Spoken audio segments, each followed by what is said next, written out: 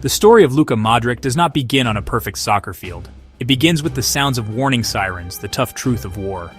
He was a small boy born in Zadar, a coastal city then in Yugoslavia.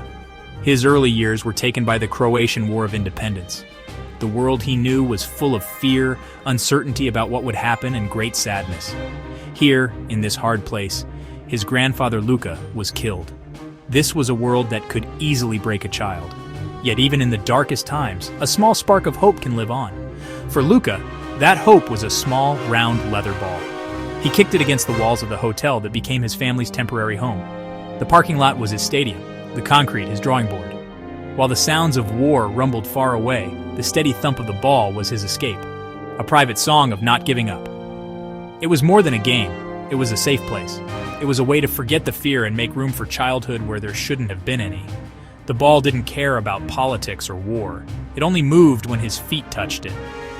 This small, weak-looking boy had a spirit stronger than his body. Early coaches remember his quiet determination. The path to becoming a professional was anything but easy. Early rejections hurt, especially from Hajduk Split. They didn't pick him. They said his small body meant he would never make it. For Luka, it became another hurdle to clear. He went back to NK Zadar and kept improving.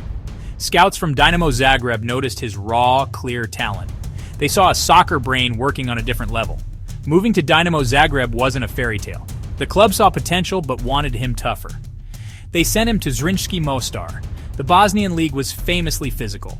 It was a do-or-die moment. Modric thrived instead. He learned to use a low center of gravity, to expect challenges, to handle tackles. At 18, he was named the league's best player. That test proved graceful skill backed by steel. He then joined Inter Zaprisic. He kept improving there and helped them finish second. Returning to Dynamo, he was ready to take charge. He signed a long-term contract. He became the heart of the team, a midfield conductor who set the pace and showed vision with a wide range of passes. He led Dynamo to 3 straight league titles and many national cups, becoming Croatia's brightest talent. In 2008, Luka Modrić made the big move to Tottenham Hotspur. The Premier League was a completely different animal, faster, more physical, more intense than anything he had experienced before. At first, the old criticisms came back. Experts and even his own coach at the time, Juan de Ramos, wondered if his light body could handle the rough nature of English soccer. He was often played in the wrong position, pushed to the left wing where he couldn't do much. The team struggled, and Modric struggled with them. It was a difficult and frustrating start. The turning point came when Harry Redknapp became manager. Redknapp saw Modric's true brilliance and understood that to bring it out, he had to be put at the center of everything. He moved Luka into a deeper central midfield role, making him the team's main player who set up plays. From this position, Modric could control the whole flow of the game. His vision allowed him to see passes others couldn't, and his way of handling pressure meant he rarely lost the ball. He would get the ball in incredibly tight spaces, surrounded by big opponents, and come out with it, smoothly moving away to start another attack. His special move, the Trivela pass with the outside of his right foot, became a beautiful thing to watch and a very effective weapon. He wasn't just surviving in England, he was doing great, proving that smartness and skill were more than a match for brute force. He became the undisputed star at White Hart Lane, the creative engine that powered the entire team. His time at Tottenham ended with him leading the club into the UEFA Champions League for the first time. He set up memorable wins and proved he belonged among the best in Europe. Europe's biggest clubs noticed. His performances naturally caught the eye of the biggest club in the world, Real Madrid.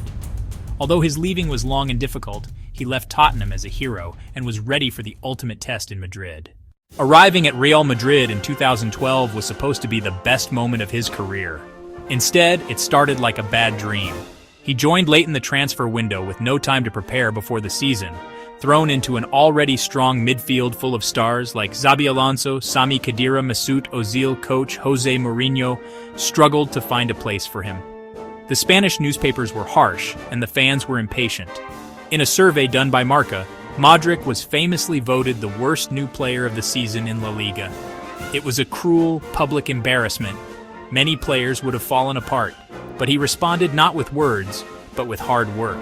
He put his head down, trained harder, and stayed patient. His quiet humbleness and constant professionalism slowly started to win over his teammates and the coaching staff.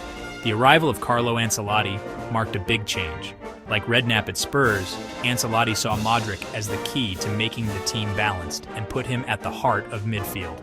He formed a midfield with Xabi Alonso and Angel Di Maria, one of the most complete midfield groups in modern soccer. Modric became the essential link between defense and attack. His long passes and work without the ball made him necessary. The boos from the Bernabeu slowly turned into quiet appreciation and then into loud cheers. This change was made clear in the 2014 Champions League final. With Real Madrid losing 1-0 in extra time, they got a corner kick. Luka Modric stepped up and sent a perfect curving cross onto the head of Sergio Ramos, who scored the tying goal, the pass that secured La Decima. After becoming a Real Madrid legend, he formed a midfield with Toni Kroos and Casemiro, the engine of a Real Madrid dynasty, winning an incredible 4 Champions League titles in 5 years, including 3 in a row from 2016 to 2018. He was always there, the leader whose quiet brilliance allowed the superstars in front of him to shine. After winning his 4th Champions League, he went to the World Cup in Russia as the captain of Croatia and led a country of just 4 million on an unlikely, magical journey to the final. He scored penalties in shootouts, ran all over the field, and inspired his teammates with tireless leadership. Although they lost to France in the final, they had won the hearts of the world, and Modric was named the tournament's best player, receiving the Golden Ball. In December 2018, Luka Modric was given the BallonDOr, breaking the 10-year streak of Lionel Messi and Cristiano Ronaldo. It was recognition not just for his talent, but for his influence, leadership, and journey. In his acceptance speech, he remained as humble as ever, dedicating the award to others. From the refugee shelters of Zadar to the biggest stages, his story is a lesson in never giving up. He teaches us that greatness is not decided by size or what happens around you, but by the courage in your heart and the strength of your spirit.